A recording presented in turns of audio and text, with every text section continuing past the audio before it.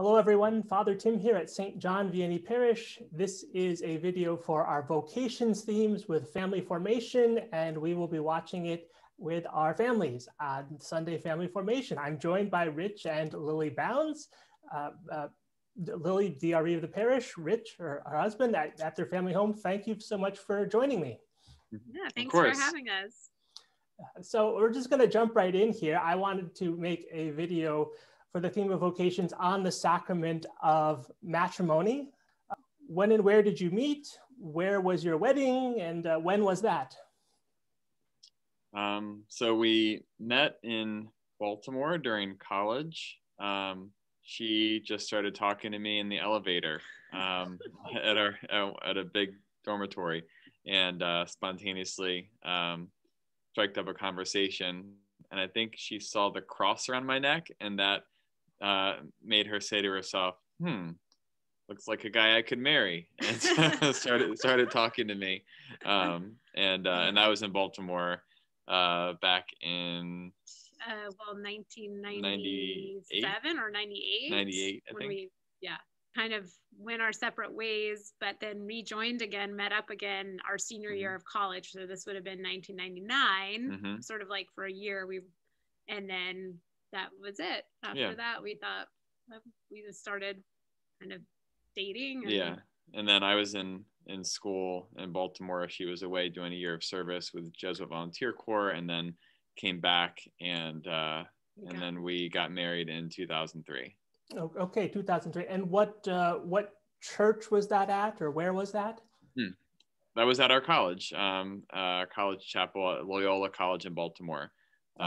So we lived in Baltimore. That's where I did medical school, and she moved back to the area, and then we got married in the chapel where we went to college. It's just called Alumni Chapel. Okay. But obviously it's Ignatian, Jesuit. So St. Ignatius of Loyola. There's your patron right there. Yep. So good. Well, one of the questions I wanted to ask was whether you've had a practice of prayer as a married couple. Like, what's been the best way for you to pray together? Because people of faith, you pray individually, I'm sure, but what are the ways you've prayed together as a couple? Yeah, well, when we were first married and for the first number of years of our marriage, we would pray together at night, just from the heart. We just, each night, one person would just take voice and sort of bring it to God of maybe our concerns or our struggles or things that we're thankful for. It was definitely just sort of a speaking to God together, with one person being the advocate. And then we would recently been talking about the fact that since we've had children, I think our focus has been on family prayer, and we've gotten away from just the two of us praying.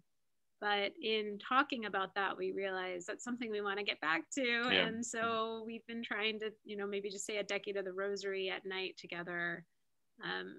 We both like to read the scriptures for the day, and we'll share sort of the reflection that goes along with that. Yeah, we have a habit of praying in the morning when we get up, and having some time with scripture. And I think we used to pray together at night, but since we have children now, usually once her head hits the pillow, I'm now praying to myself, and no one is responding. So I think the morning coffee and prayer has been more effective. And we do that somewhat on our own individually based on when we get up in the morning.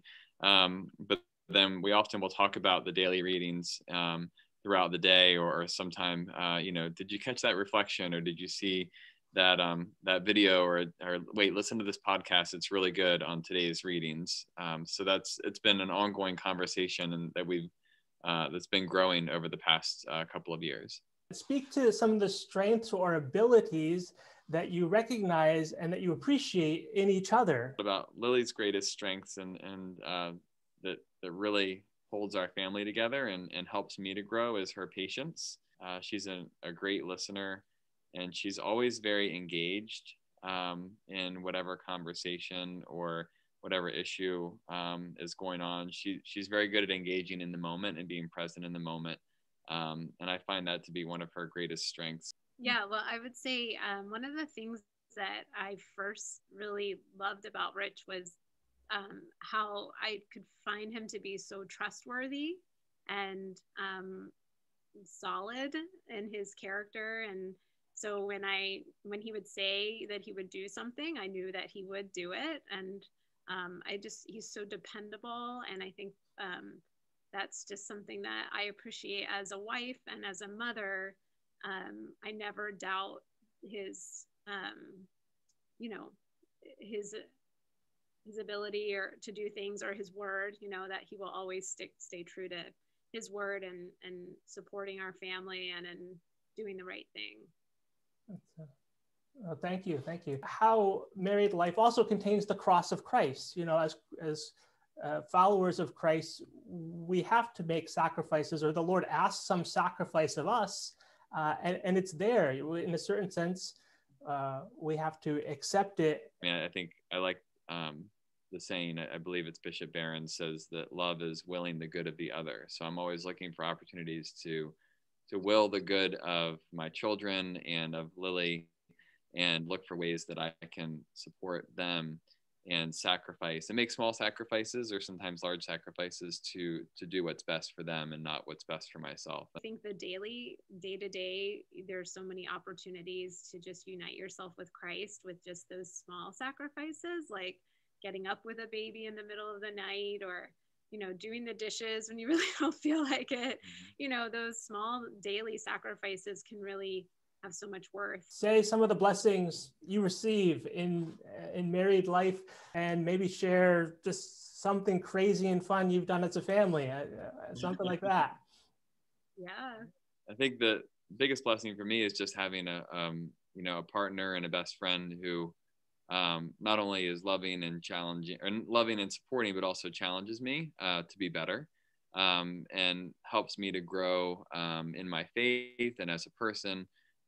She just, is always helping me to recognize ways that I can be a better disciple of Christ, and to be a better father and a husband, in a supportive way, not in a bad way, but just in a way that says, I'm here for you and I'm supporting you.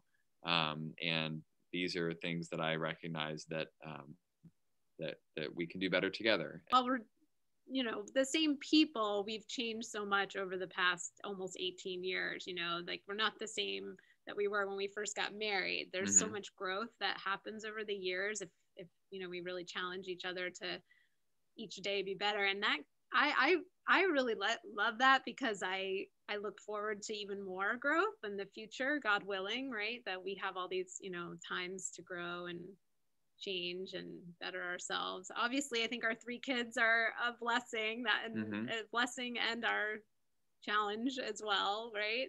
Yeah. And, challenge in a good way that makes us better people. Yeah, most of our adventures now involve, 3 children. So the adventures are now daily, and smaller and louder than they were previously when we were just a couple. But it's really a lot of fun. And while it often seems hard in the moment and challenging in the moment, looking back on it, it's so rewarding to have a family and to be called to that. So, and I would encourage families to remember Christ's mercy and grace, and to see that as a model of sacrifice for families and for marriages. It's really been successful for us, or been important to us, and as a daily challenge, but keeping Christ at the center and using his model of grace and mercy is so important. Great. May the grace and mercy of Christ abound for our blessings. Well, that's it. Thank you very much for making this little video. And obviously, for those in our parish who watch it or are watching it, we'll see them around. We'll see you around. Yes, thanks. Great. Thanks, Father. Thank you. God bless.